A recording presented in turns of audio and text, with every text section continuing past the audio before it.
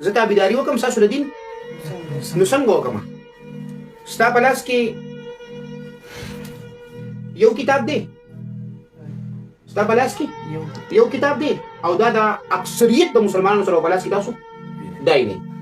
د اکثریت په نه کنه چې د درې چې څلور حصے کې د درې حصو سره په تاسو په لاس کې دای نه نو تاسو په لاس کې دا کتاب دی او ما ته حکم د دې کتاب دی صحیح شو نو زه تابعداري وکم د منکرین حدیثو د ټولو نه غټ کوشش دی چې څنګه خلک په دې باندې پوهه کړي چې احادیث د قرآن کریم خلاف دي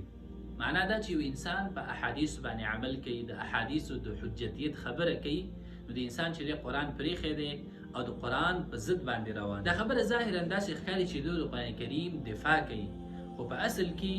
دا په اسلام کې تر ټولو لویه علمي دوکه ده نن چې په دې باندې خبرې کوو چې څنګه دا شبهه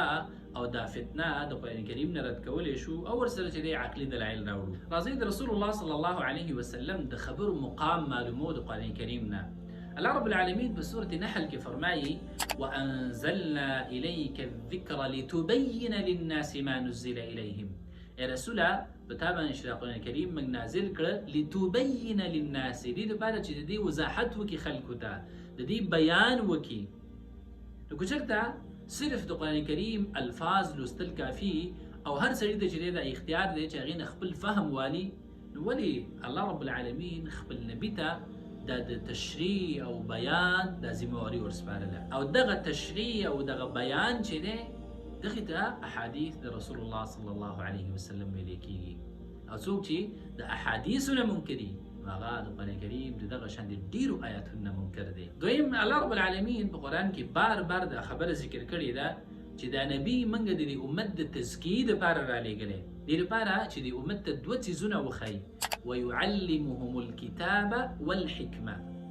دلته چې د کتاب نه مراد هغه قرآن کریم دی نو د حکمت نه مراد څه شی دی ځکه دلته چې د حکمت هغه جدا ذکر شوی د قرآن کریم نه او دا حکمت چې دی دا عطف دی په کتاب باندې په دې خبره باندې چې دی علما پوهېږي د امت لوی مفسرین او دغه رنګې امام شافعي رحمه الله د حکمت معنا دلته کوي چې د دې نه مراد د رسول الله صلی الله علیه وسلم سنت او د هغې احادیث دي که چېرته موږ احادیث د رسول الله صلی الله علیه وسلم د دین برخه ونه ګرځو نو په قرآن کریم کې بعد د حکمت لفظ چې دی هغه بې معنا شي بل منکر حدیث چې دی هغه دا دعوه لري چې رسول الله صلی الله علیه وسلم ته صرف او صرف د قرآن کریم وحی شوی دی او هغې ته چې دی د وحی نه شوي او دا خبره چې دی بار بار قرآن کریم دروغجنه ثابته کړې ده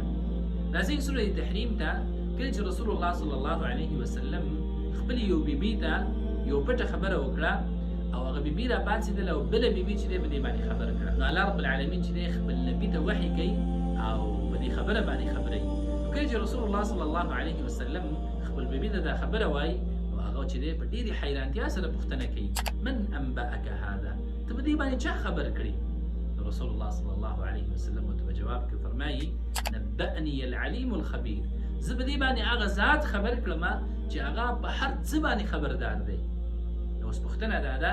چې دغه پټه خبره چې الله رب العالمین خپل نبي ته کړي دا په کوم آیات کې ذکر شوې ده دې معنا دا ده چې رسول الله صلی الله علیه وسلم ته بله وحي هم کېدله چې هغې ته احادیث ویلی کېږي او هغې ته چې دی وحي خفي ویلی کېږي الله رب العالمین هم دې خبرې ده چې دی په سورة النجم کې اشاره کوي فرمایي وما ينطق عن الهوى إن هو إلا وحي يوحى زما نبي هغه د خپل خواهش نه خبرې نه کوي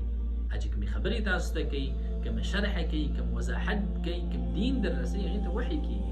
اوس به راشو د منکري حدیثو دا شبهه به په عقل باندې وتلو چې دا څومره عقل سره سمون خوري ځکه دیو چې دی عقل هغه په احادیث باندې مخکې کوي قرآن کریم کې الله رب العالمین بار بار چې دی احکام ذکر کړي دي بلکې د اسلام چې کوم پنځه بنیادي ارکان دي کلمه ده مونځ دی روژه ده زکات حج الله رب العالمین بار بار د دې ذکر کړی و اقیموا الصلاه مونځ چې تاسو قایم کړئ خو قرآن کریم کې د دې شرح نه ده راغلې چې څنګه قایم کړئ مونځ څنګه وکړئ که چېرته مونږ د احادیثو نه منکر شو او احادیث چې دی ونه منو نو مونږ به چې دی د قرآن کریم په دې احکامو باندې څنګه عمل وکړو مونږ به څنګه وکړو، روژه به څنګه ونیسو، حج، زکات، دا احکام به موږ د کوم ځای نه اخلو؟ د دې سره چې دی د دین اکثره برخه چې دی هغه فلج کېږي. یو بله مهمه پوښتنه هغه دا ده چې د قرآن کریم موږ ته څنګه را رسېدلی دی؟ د رسول الله صلی الله علیه وسلم د طریقه، د صحابه کرامو د طریقه، د تابعینو. نو څنګه چې دی موږ د قرآن کریم په را رسېدو کې په صحابه کرامو، په رسول الله صلی الله علیه وسلم، په تابعینو، په دې ټولو باندې چې دی اعتماد کوو، خو بیا چې دی همدغه راویان چې موږ ته احادیث د رسول الله صلی الله علیه وسلم را نقل کوي، نو هغه کې چې دی موږ د شک په سترګه باندې ورته ګورو. معاذ الله که چېرته موږ د احادیثو په نقل کې او په رسېدو کې هغې ته موږ شک په سترګه باندې وګورو،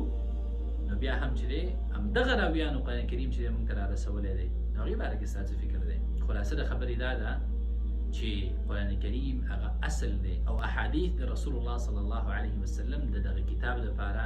شرح او بیان او تفصیل دی، لکه څنګه چې الله رب العالمین په خپل کتاب کې دې ذکر کړی لتبین للناس ما نزل الیهم. نو په احادیث باندې عمل چې دی د قرآن کریم خلاف نه دی، د قرآن کریم چې د شاته غورځول نه دي، بلکې په دغه قرآن باندې عمل دی. الله رب العالمین دې موږ ته په قرآن کریم باندې او دغه رنګې په احادیثو باندې د عمل کولو او د علم او د پوهې توفیق را نصیب کړي. وصلی الله تعالی علی خیر خلقه محمد و آله و صحبه